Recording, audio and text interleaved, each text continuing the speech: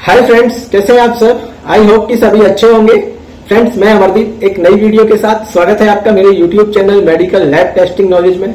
Friends, आज मैं इस वीडियो के अंदर जो डिस्कस करने वाला हूं इलेक्ट्रोलाइट्स कि इलेक्ट्रोलाइट्स कौन कौन से होते हैं, इलेक्ट्रोलाइट टेस्ट जो है क्यों किया जाता है, ठीक है, इसका वर्क क्या होता है। तो फ्रेंड्स, वीडियो में आखिर तक बने रहिएगा। अगर आपको ये वीडियो अच्छा लगे तो प्लीज वीडियो को लाइक कीजिएगा और फ्रेंड्स जिन्होंने चैनल सब्सक्राइब नहीं किया हुआ है तो प्लीज चैनल को सब्सक्राइब कीजिएगा। तो स्टार्ट करते हैं आज का अपना वीडियो कि इलेक्ट्रोलाइट्स क्या है। तो सबसे पहले हम यहाँ पर फ्रेंड्स बात करें तो इलेक्ट्रोलाइट्स कौन कौन से होते हैं। जैसा कि आपने सुना होगा नाम, काफी ज्यादा ये कॉमन ही टेस्ट होते हैं इलेक्ट्रोलाइट्स या सीरम इलेक्ट्रोलाइट्स भी हम इसको बोल देते हैं, जैसे कि सोडियम टेस्ट, ठीक है। सोडियम हो गया, पोटेशियम हो गया, कैल्शियम हो गया, क्लोराइड हो गया, मैग्नीशियम हो गया, फॉस्फेट। तो फ्रेंड्स ये सारे ना इलेक्ट्रोलाइट्स होते हैं और ये हमारी बॉडी के लिए बहुत ही महत्वपूर्ण भी होते हैं, क्योंकि अगर एक भी ऊपर नीचे जिसका भी बैलेंस बिगड़ जाए या जो भी डिसबैलेंस हो जाए तो हमारी बॉडी में कहीं ना कहीं कोई मेजर इफेक्ट ही डालता है, क्योंकि बिना इलेक्ट्रोलाइट्स के हमारी बॉडी प्रॉपर वर्क नहीं कर सकती।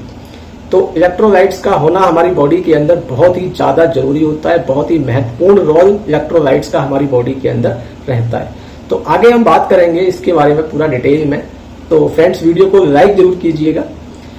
इनकी कमी होने पर हमारे शरीर का जो बैलेंस है या संतुलन है वो बिगड़ जाता है और हम गंभीर रूप से बीमार हो जाते हैं। और कई बार अगर ज्यादा इनकी जो बिगड़ने की जो तादाद है वो अगर ज्यादा हो जाती है, यानी कि अगर किसी का सोडियम है वो बहुत ज्यादा हाई हो जाए या बहुत ज्यादा कम हो जाए, सेम पोटेशियम, तो क्या होता है फ्रेंड्स, कई बार पेशेंट की डेथ भी हो जाती है इसकी वजह से। तो आप समझ सकते हैं कि ये कितना खतरनाक भी होता है, ठीक है। तो फ्रेंड्स, अब बात करते हैं हम कि इलेक्ट्रोलाइट क्या काम करता है।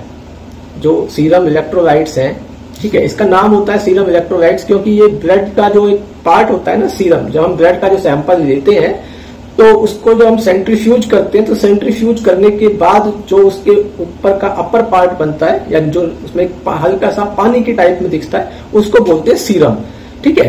तो ऐसे ही इसका नाम भी होता है सीरम इलेक्ट्रोलाइट, क्योंकि ये उसी से ही इसी का टेस्ट किया जाता है। इलेक्ट्रोलाइट्स फ्रेंड्स हमारे शरीर को स्वस्थ रखने में बहुत ही महत्वपूर्ण भूमिका निभाते हैं। इलेक्ट्रोलाइट हमारे शरीर के सेल्स की फंक्शनिंग के लिए बहुत ज्यादा जरूरी होते हैं, यानी कि जो हमारी बॉडी के अंदर जो सेल्स की फंक्शनिंग होती है ना, उसके लिए भी फ्रेंड्स ये बहुत ज्यादा जरूरी होते हैं। हमारी बॉडी के अंदर लगभग 70% वाटर होता है और हमारे शरीर को हर सेल्स इलेक्ट्रोलाइट्स के बिना काम नहीं कर सकता, यानी कि जो हमारा शरीर है ये बिना इलेक्ट्रोलाइट्स के वर्क नहीं कर सकता। हमारे शरीर की सारी सेल्स केमिकल रिएक्शन बिना इलेक्ट्रोलाइट्स के संभव नहीं हो सकती। इलेक्ट्रोलाइट्स हमारे शरीर की प्रत्येक सेल के अंदर और बाहर की वर्किंग के लिए बहुत ज्यादा जरूरी होता है। तो आप अंदाजा लगा सकते हैं कि फ्रेंड्स कितना जरूरी इसका काम होता है। हम जो भी खाते हैं और उसमें से हमारा शरीर को इलेक्ट्रोलाइट्स मिल जाते हैं। जो भी हम फूड खाते हैं, जो इंटेक कर रहे हैं, ठीक है, उसके अंदर से ही हमारा शरीर इलेक्ट्रोलाइट्स निकाल लेता है और एक्स्ट्रा इलेक्ट्रोलाइट्स हमारा शरीर किडनी के जरिए फिल्टर करके बाहर यूरिन के थ्रू निकाल देता है, ठीक है।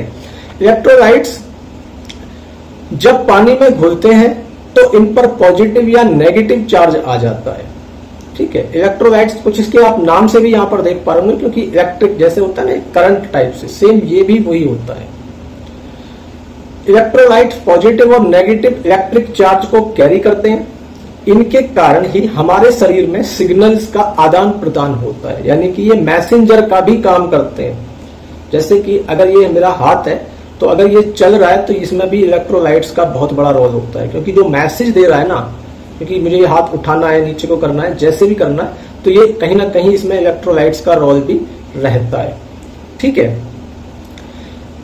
तो फ्रेंड्स क्या है कि जिसकी वजह से हमारी जो मांसपेशियां हैं, मांसपेशियां काम कर पाती हैं, हमारा दिमाग जो हमारा माइंड है वो सोच पाता है और हमारे पूरे शरीर का बैलेंस बना रहता है। हमारा शरीर हाइड्रेट रह पाता है और ये शरीर का जो पीएच होता है हमारा, उसको भी मेंटेन करता है, ठीक है। तो ये सब इलेक्ट्रोलाइट्स की वजह से होता है। अब फ्रेंड्स हम बात करते हैं इलेक्ट्रोलाइट्स के वर्क कि इसके कार्य क्या क्या होते हैं। तो फ्रेंड्स हम यहाँ पर बात करें तो सबसे पहला काम है इसका शरीर में पानी का संतुलन बनाए रखना, यानी कि जो हमारी बॉडी के अंदर जो वाटर है उसका लेवल एक बनाए रखना इसका सबसे मेन काम होता है। शरीर का पीएच का जो बैलेंस है उसको बना के रखना, जो हमारी बॉडी के अंदर न्यूट्रिएंट्स हैं, न्यूट्रिएंट्स को सेल्स तक ले जाने का भी इसी का वर्क रहता है। ठीक है, सेल्स का पुनर्निर्माण, यानी कि जब सेल्स रीजनरेट होती हैं तब भी इसका काफी ज्यादा अहम रोल रहता है। आगे बात करें हम, शरीर को सिग्नल आदान प्रदान करने का भी इसका काम होता है, जैसा कि मैंने अभी पीछे बताया था। जो हमारा वेस्ट प्रोडक्ट है उसको बाहर निकालना, मसल्स को आराम देना, ब्रेन और हार्ट के फंक्शनिंग को बेहतर बनाए रखने में भी इसकी अहम भूमिका होती है। ठीक है, अब फ्रेंड्स हम यहाँ पर बात करते हैं इलेक्ट्रोलाइट्स की कमी के सिम्टम, यानी कि अगर किसी का इलेक्ट्रोलाइट्स का लेवल अगर डाउन हो रहा है तो उसको क्या क्या सिम्टम हो सकते हैं। तो फ्रेंड्स काफी सारे सिम्टम्स होते हैं जो इलेक्ट्रोलाइट्स डाउन होने की वजह या उसकी जो हमें दिखाई देते हैं या महसूस होते हैं। तो सबसे पहले होता है जैसे कि थकान होना, किसी पर्सन को थकान महसूस होना। ठीक है, अनियमित धड़कन, भ्रमित होना। ठीक है, मसल्स में क्रैम्प आना। ठीक है, कई बार इसे क्रैम्प आ जाता है मसल्स के अंदर, खिंचाव टाइप में, तो वो भी इसकी वजह से हो सकता है। हेडेक, जैसे हमारे सर में दर्द होना। ठीक है, घबराहट और बेचैनी जैसा होना, जैसा कि आपने कई बार सुना होगा ना, अपने घर पे भी जो थोड़ा एजिड पर्सन होते हैं, बुजुर्ग लोग होते हैं, तो उनमें क्या होता है कि कभी कभी आपके घर में सुना होगा कि किसी का सोडियम कम हो गया, तो हम क्या करते हैं, नमक का घोल पिला दो जी इसको, या नमक के कुछ कैप्सूल्स आते हैं वो भी खिला देते हैं कई बार। तो क्या होता है ना, कई बार लिखा हुआ याददाश्त पे असर पड़ रहा है या उसकी कुछ इस तरह की प्रॉब्लम्स लग रही है आपको, तो यही सारे इसके सोडियम कम होना भी इलेक्ट्रोलाइट ही होता है। तो जैसा कि आप उसमें देख रहे हो, सेम वही चीजें यहाँ पर होती हैं कि बंदा थोड़ा सा सुस्त सा टाइप में रहेगा, थोड़ा सा भूलने के से टाइप में हो जाएगा। तो बहुत सारे इसके सिम्टम्स आते हैं, ब्लड प्रेशर का बिगड़ जाना, शरीर का कोई हिस्सा सुन्न हो जाना, झुंझुनाहट सी होना। ठीक है, बेचैनी रहना। अगर इलेक्ट्रोलाइट गंभीर रूप से इम्बैलेंस हो जाते हैं तो मरीज कई बार बेहोश भी हो जाता है, और कभी कभी तो फ्रेंड्स ज्यादा अगर किसी का इलेक्ट्रोलाइट डाउन हो जाता है तो कभी कभी डेथ भी हो जाती है, या कभी कभी पेशेंट कोमा में भी चला जाता है। ठीक है, अब बात करें यहाँ पर कि फ्रेंड्स अगर किसी का इलेक्ट्रोलाइट बढ़ जाता है, ठीक है, जैसे फॉर एग्जांपल ले लो, अगर सोडियम को ले लो, अगर मान लो किसी का सोडियम बढ़ जाता है तो क्या हो सकता है फ्रेंड्स, कई बार ना घबराहट भी हो सकती है, बंदे को चक्कर आ सकता है, एनीमिया, तो उसकी जो हार्ट बीट है ना वो भी कई बार बढ़ जाती है। तो फ्रेंड्स ये होता है इलेक्ट्रोलाइट्स।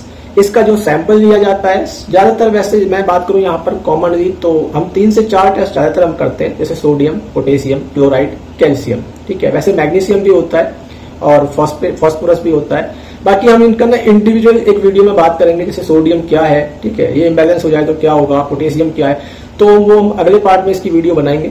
अगर फ्रेंड्स आपको ये वीडियो अच्छा लगा हो तो प्लीज वीडियो को लाइक कीजिएगा, और फ्रेंड्स जिन्होंने चैनल सब्सक्राइब नहीं किया है तो प्लीज चैनल को सब्सक्राइब कीजिएगा। Thank you so much.